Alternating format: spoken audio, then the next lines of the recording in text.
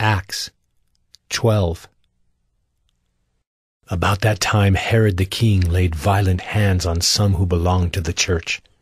He killed James the brother of John with the sword, and when he saw that it pleased the Jews, he proceeded to arrest Peter also. This was during the days of unleavened bread.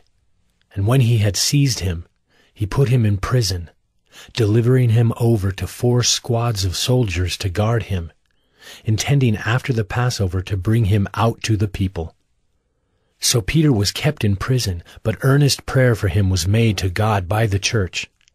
Now when Herod was about to bring him out, on that very night, Peter was sleeping between 2 soldiers, bound with 2 chains, and sentries before the door were guarding the prison. And behold, an angel of the Lord stood next to him, and a light shone in the cell. He struck Peter on the side and woke him, saying, "Get up, quickly." And the chains fell off his hands. And the angel said to him, "Dress yourself and put on your sandals." And he did so. And he said to him, "Wrap your cloak around you and follow me." And he went out and followed him. He did not know that what was being done by the angel was real, but thought he was seeing a vision. When they had passed the first and the second guard, they came to the iron gate leading into the city. It opened for them of its own accord, and they went out and went along one street, and immediately the angel left him. When Peter came to himself, he said, "Now I am sure that the Lord has sent his angel and rescued me from the hand of Herod and from all that the Jewish people were expecting." When he realized this, he went to the house of Mary, the mother of John, whose other name was Mark, where many were gathered together and were praying. And when he knocked at the door of the gateway, a servant girl named Rhoda came to answer.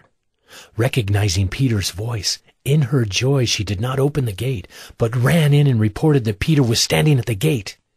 They said to her, "You are out of your mind." But she kept insisting that it was so, and they kept saying, "It is his angel."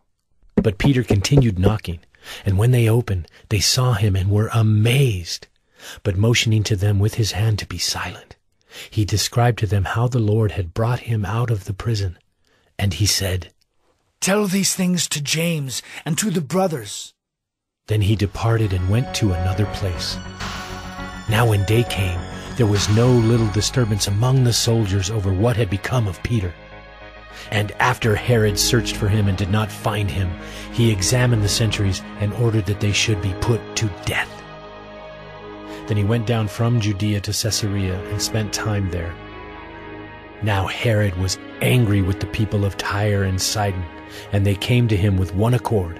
And having persuaded Blastus, the king's chamberlain, they asked for peace, because their country depended on the king's country for food.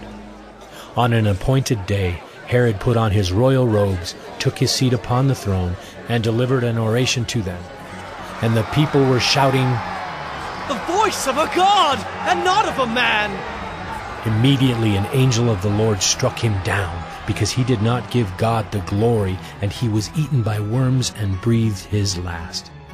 But the word of God increased and multiplied. And Barnabas and Saul returned from Jerusalem when they had completed their service, bringing with them John, whose other name was Mark.